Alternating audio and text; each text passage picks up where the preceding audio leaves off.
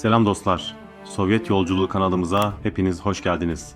Yolculuğumuzun bu durağında sizlere Sovyetlerde yaşayan Kürtlerin kurduğu Yekbun adlı örgütten bahsedeceğim. Sovyetler Birliği denildiğinde çoğu insanın aklına Ruslar, Ukraynalılar, Belaruslular ya da Orta Asya halkları gelir. Ancak bu devasa coğrafyada yaşayan ve kendine özgü bir tarihsel deneyim yaşayan çok sayıda halk vardı. Bunlardan biri de bu coğrafyalarda yüzyıllardır yaşayan Kürtlerdi. Sovyetler Birliği kurulduktan sonra ülke sınırları içerisinde yaşamaya devam ettiler. Kürtçe gazeteler çıkarıldı, Kürtçe radyo programları hazırlandı, okullarda Kürtçe eğitimler verildi ve Kürt kültürü üzerine akademik çalışmalar yürütüldü. Resmi olarak Kürdistan adını taşıyan idari bir bölge bile kuruldu. Tüm bunları Sovyet Kürtleri belgeselimde zaten uzun uzun bahsetmiştim. İlgili arkadaşlar sağ üstte koyduğum linkten o videomuza ulaşabilir. Bu videoda ise Sovyet Kürt örgütü olan Yekbun'dan biraz daha ayrıntılı bahsedeceğim. 1980'li yılların sonlarına gelindiğinde Sovyetler Birliği büyük bir dönüşüm sürecine girmişti. Ekonomik değişimler, siyasi reformlar ve yükselen ulusal hareketler ülkenin geleceğini yeniden şekillendiriyordu. İşte tam bu dönemde Sovyet Kürtleri arasında da yeni örgütlenmeler ortaya çıkmaya başladı. Bu örgütlerden biri de adını Kürtçe'de birlik anlamına gelen Yekbun'du. Yekbun yalnızca bir siyasi örgüt veya dernek değil, aynı zamanda Sovyet Kürtlerinin tarihsel hafızasını, kültürel haklarını ve geleceğe dair beklentilerini temsil eden bir hareketti. Yekbun üyeleri geçmişte var olmuş Kürdistan otonomisinin yeniden kurulmasını tartışıyor, Sovyetlerdeki Kürt dilinin ve kültürünün geliştirilmesini savunuyor ve Sovyetler Birliği'nin değişen koşulları içerisinde Kürtlerin nasıl bir gelecek kurabileceği üzerine fikirler üretiyordu. Bu videoda Yekbun'un hikayesini anlatırken aynı zamanda Sovyet Kürtlerinin yaklaşık bir asra yayılan tarihsel yolculuğunu da inceleyeceğiz. Kızıl Kürdistan deneyiminden Erivan Radyosu'na, Kürt aydınlarının çalışmalarından Sovyetler Birliği'nin son yıllarındaki siyasi hareketlenmelere kadar uzanan bu hikaye hem Sovyet tarihinin hem de Kürt tarihinin az bilinen sayfalarından birini gözler önüne serecek. Hazırsanız Sovyetler Birliği'nin son dönemlerinde ortaya çıkan Yekbun hareketini daha yakından tanımak adına bir Sovyet yolculuğuna başlayalım. Bu videoda aslında dünya ölçeğinde bakarsak oldukça az bilinen bir konuyu sizlere anlatacağız. Sovyetler Birliği tarihinde Ermeniler, Azeriler, Gürcüler ya da Orta Asya halkları hakkında birçok çalışma yapılmıştır. Ancak Sovyet Kürtleri konusu hala geniş kitleler tarafından yeterince bilinmemektedir. Oysa Sovyetler Birliği uzun yıllar boyunca dünyanın en büyük Kürt nüfuslarından birine ev sahipliği yapmıştır. Bugünkü Ermenistan, Azerbaycan, Gürcistan ve kısmen Rusya Federasyonu topraklarında yaşayan Kürtler, Çarlık döneminden başlayarak Sovyet döneminde farklı bir tarihsel deneyim yaşamışlardır. Bu deneyimin içinde Kürtçe eğitim, Kürt gazeteleri, Kürt radyoları, Kürt akademisyenleri ve Kürt özerk idari bölgeleri bulunmaktadır. Sovyetler Birliği'nin son yıllarında ortaya çıkan Yekbun örgütü de bu tarihsel mirasın devamı olarak görülebilir. Yekbun'un hikayesini anlayabilmek için önce Sovyet Kürtlerinin tarihine bakmamız gerekiyor. 19. yüzyılda Rus İmparatorluğu ile Osmanlı Devleti ve İran'daki Kaçar Hanedanı arasında yaşanan savaşlar sonucunda Kafkasya bölgesinin siyasi haritası değişti. Bu süreçte çok sayıda Kürt topluluğu Rus egemenliğine giren bölgelere yerleşti. O dönemdeki Kürt nüfusunun önemli bir kısmı günümüzün Ermenistan, Azerbaycan ve Gürcistan sınırlarındaki topraklarında yaşamaktaydı. Çarlık yönetimi altında Kürtlerin hiçbir statüsü yoktu, ancak Ekim devrimi sonrasında çok daha ileri bir ulusal politika ortaya çıktı. Bolşevikler eski imparatorluk halklarının kültürel gelişimini destekleyen bir yaklaşım benimsemeye başladılar. Amaç farklı halkların kendi dillerinde eğitimler alabilme ve kültürlerini geliştirebilmesiydi. Bu durum Kürtler için de yeni fırsatlar yarattı. 1923 yılında Sovyet Azerbaycanı içerisinde Kürdistan Uyezdi kuruldu. Bu bölgeye Kızıl Kürdistan adı da verilmektedir. Bu idari yapı Laçın, Kelbecer, Kubadlı gibi bölgeleri kapsıyordu.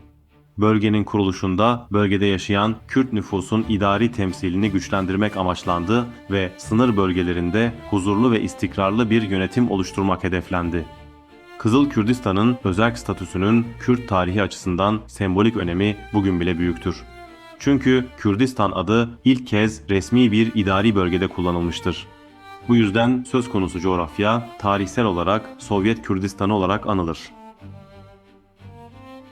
1920'li ve 30'lu yıllarda Sovyet Kürt kültüründe önemli gelişmeler yaşandı. Kürtçe yayınlar çıkarıldı, Kürtçe ders kitapları hazırlandı, okullarda Kürtçe eğitimler verilmeye başlandı, Kürt dili üzerine akademik çalışmalar yapıldı, sözlükler hazırlandı. Folklor çalışmaları yapıldı, Kürtlere ait tarihsel masallar, destanlar ve halk hikayeleri kayıt altına alındı. Bu çalışmalar sayesinde çok sayıda kültürel miras günümüze ulaşabilmiştir. Gelelim Yekbun'un ortaya çıktığı döneme. 1980'lerin ortalarında Sovyetler Birliği büyük bir dönüşüm sürecine girmişti. Mihail Gorbaçov tarafından başlatılan Glasnost ve Perestroika politikaları toplumda daha geniş tartışma ve araştırma ortamı oluşturmuştu. Sovyetlerde yaşayan halklar bu ortamda kendi tarihlerini daha derin ve ayrıntılı araştırmaya başladı. Kürt aydınları da bu süreçten etkilendi. Kürt tarihi üzerine konferanslar ve kongreler düzenlendi. Daha önce sınırlı kalan bazı tartışmalar açık şekilde yapılmaya başlandı. Özellikle Sovyet Kürdistan'ın durumu bu tartışmaların merkezini oluşturuyordu. Bu süreçte yeni dernekler ve kültür kuruluşları da ortaya çıkıyordu. İşte Yekbun da bu ulusal örgütlenme döneminin bir ürünü olarak ortaya çıkan örgütlenmelerden biridir. Yekbun kelimesi Kürtçe'de birlik, birleşme anlamına gelir. Örgütün ortaya çıkışında birkaç temel unsur bulunuyordu. Bunlar arasında Sovyet Kürtlerinin kültürel haklarını geliştirme isteğini, geçmişte var olmuş Kürdistan İdari Bölgesi'nin yeniden değerlendirilmesi talebini ve Kürt kültürel kurumlarının güçlendirilmesini sayabiliriz. Yekbun üyeleri özellikle Kürtlerin tarihsel mirasının korunmasına vurgu yapıyordu. Dolayısıyla bu hareket yalnızca siyasi değil, aynı zamanda kültürel bir karakter de taşıyordu. Dil, eğitim, yayıncılık ve kültürel temsil konuları her toplantı ve gösteride öne çıkan konular olmuştur. Yekbun'un en çok bilinen taleplerinden biri de Kürdistan otonomisinin yeniden kurulması düşüncesiydi. Buradaki referans noktası 1923 yılında kurulan Kürdistan Uyezdi'dir. Örgüt çevreleri özellikle Sovyetlerdeki politik değişim süreçlerinde Kürtlerin de kurumsal temsil hakkına sahip olması gerektiğini savunuyordu. Bu talepler kültürel özellikten yerel yönetime kadar farklı biçimlerde dile getirildi. Görüşmeler sürerken hatta Komünist Parti'nin üst yönetiminden bu talebe olumlu yanıtlar gelirken Sovyetler Birliği'nde pek çok sorunun görüldüğü bir çözülme dönemine girilmişti. Özellikle 1988 sonrasında Kafkasya'daki etnik ve siyasi çatışmalar yoğunlaşmıştı. Bu nedenle bu bölgede kalan Sovyet Kürdistan'ına dair planlanan pek çok proje hayata geçirilemedi. Bu sürecin ayrıntılarını ve yaşananları dönemin yetkililerinin röportajlarıyla birlikte Sovyet Kürtleri belgeselimizde geniş bir şekilde anlatmıştım. Daha fazla bilgi isteyen dostlar oradan devam edebilir. Bugün Rusya Federasyonu içerisinde Kürtler halen yoğun olarak yaşamaktadır. Özellikle Moskova, Krasnodar, Adıgey, Stavropol gibi bölgelerde yoğun Kürt nüfusu mevcuttur.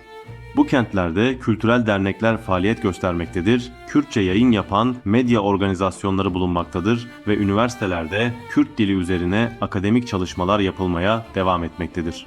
Sovyet döneminden kalan kültürel mirasın önemli bir kısmı bugün hala araştırılmaktadır.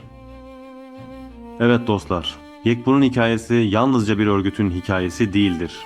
Bu hikaye aynı zamanda Sovyet Kürtlerinin yaklaşık bir asırlık tarihinin bir parçasıdır.